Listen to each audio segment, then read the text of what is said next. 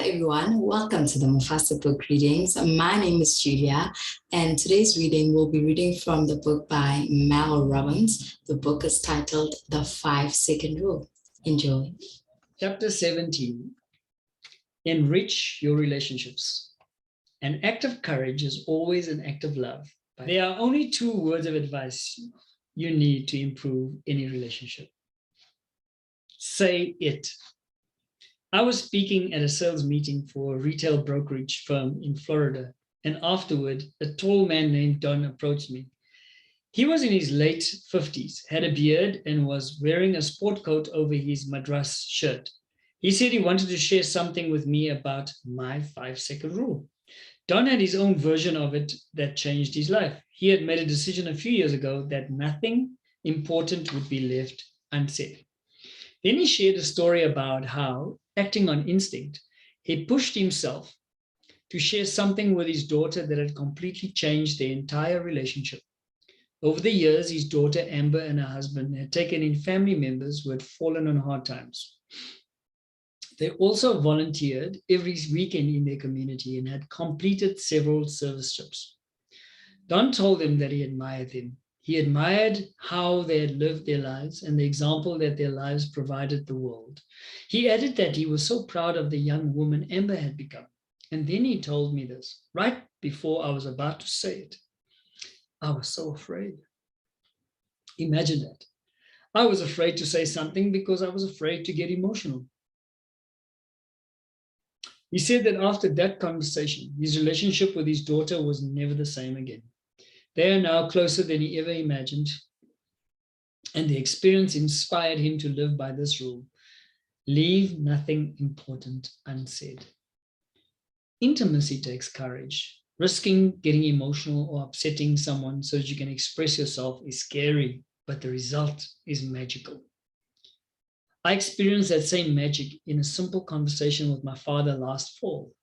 I was on my way to the airport, having just finished a speaking engagement in Miami, and I saw a text from my dad.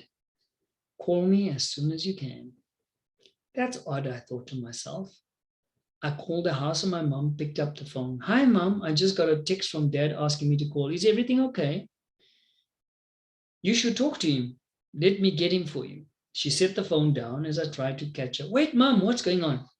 I could hear the kitchen door creak as she opened it and yelled for my dad. Bob, Mel's on the phone. I had no idea what's going on. At first, I thought that I was in trouble. I sat in the back of that cab feeling like a 10-year-old girl who was about to get grounded. Isn't it amazing how quickly your mind can take you down the rabbit hole that something is wrong? Uncertainty had triggered my habit of worrying, and now I was inside the mental what-if loop. Did Grandma die? Did I do something wrong? Is he in financial trouble? It must be me. What did I do? Did you catch what happened? The uncertainty triggered my habit of worrying. In less than 5 seconds, I had convinced myself that my grandmother had died, that I had done something severely wrong, that my father was deeply disappointed in me, or that I was about to get in major trouble. I heard the back door open and him walking toward the kitchen. He picked up the phone and was as nonchalant as could be. Hey, Mel, thanks for calling. Where are you right now? I was freaking out on the other end of the line. I'm in Miami on my way to the airport. Your text scared me to death. Did I do something wrong? He chuckled and said, No, it's not about you, Mel. It's about me. I didn't want to tell you and your brother until I was sure. I almost dropped the phone. Are you going to die? Oh my God, you have cancer. He interrupted. Will you let me talk? I don't have cancer. I have an aneurysm and I need open brain surgery to remove it before it kills me. He went to explain the whole story. He had a bout of vertigo and collapsed while he was playing a round of golf. That led to an MRI, which revealed this aneurysm. They found it by mistake. He was having surgery at the end of the week at the University of Michigan. I sat frozen on the other side of the phone. My father-in-law had died from esophageal cancer. Within seconds of hearing my dad's story, I immediately thought about the day of my father-in-law's surgery. It was just a moment. The nurses were wheeling him off to surgery at Memorial Sloan Kettering in Manhattan, and just before they pushed him through the double doors, he looked back at all of us. He smiled and gave us a little wave. We all smiled and waved back, and I remember giving him a thumbs up. I remember feeling a pang of fear right at that moment. Then he disappeared through the swinging doors. We had no idea that his surgery was about to go horribly wrong and that the complications would eventually kill him. I snapped back into the present moment, in the back of the cab, and listened to my dad. I pictured my father waving goodbye from a hospital hallway, and I was afraid. I don't know why, but I really wanted to know if my dad was scared too. I had an instinct to ask him and immediately hesitated. I started to think, don't ask that. It'll upset him. Of course he's scared, you moron. Keep it light and positive. Don't stress him out. That aneurysm could explode. That was the push moment, leaving nothing important unsaid. 5, 4, 3, 2, 1. Dad, are you scared? I asked. There was silence on the other end, and I started to regret asking the question. I was not expecting to hear what he said next. I'm not scared. I am nervous, but I really trust my surgeon. You know, Mel, I actually feel kind of lucky. Lucky? That's not what I expected to hear. Yes, I have an opportunity to try and fix this thing before it kills me. And at the end of the day, if something happens, I have no regrets. Watching my mom take care of my dad after his stroke or watching Susie die of ALS was horrible. Quality of life is very important to me. And the quality of my life has been more than I could ever have wished for. As a kid, I always wanted to be a doctor, and I became one. Your mother and I have had a wonderful life together. You and your brother turned out. I've basically done exactly what I want to do with my life, and that's all you can ever ask for. That and more time to enjoy it.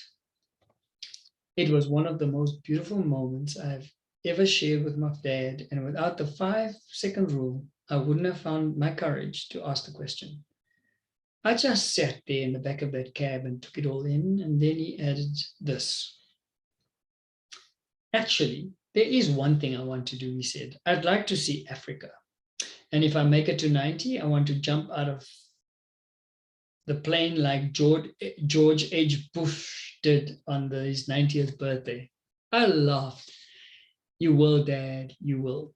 That conversation with my dad reminded me of something important. Waiting for the right time to get real in your relationships is a fool's errand.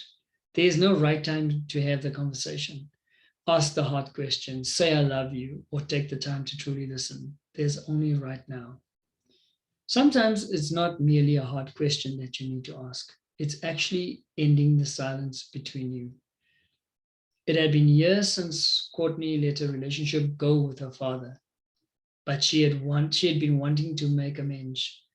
She didn't pass out or overthink it like she would have in the past. Instead, she used the 5-second rule to trust her instinct and just pick up the phone and call her dad. She just said out loud, 5, 4, 3, 2, 1, and just hit call and did it.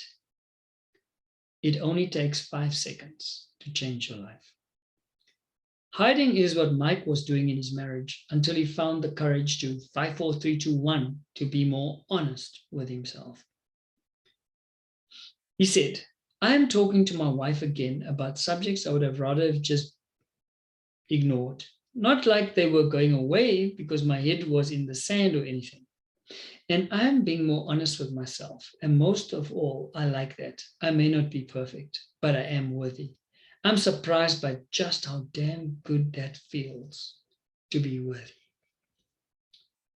Mike just shared a very powerful secret. To feel worthy, you must first make your own instincts worthy of your attention and your effort. And Anthony was surprised that something so simple as having the courage to lean into what I normally shy away from could create such enormous change in his marriage, helping him to be closer to his wife and get his needs met. Thank you so much for watching our video. Don't forget to like, comment, share to your family and friends, as well as subscribe to our channel and hit the notification bell. Thank you so much. Bye.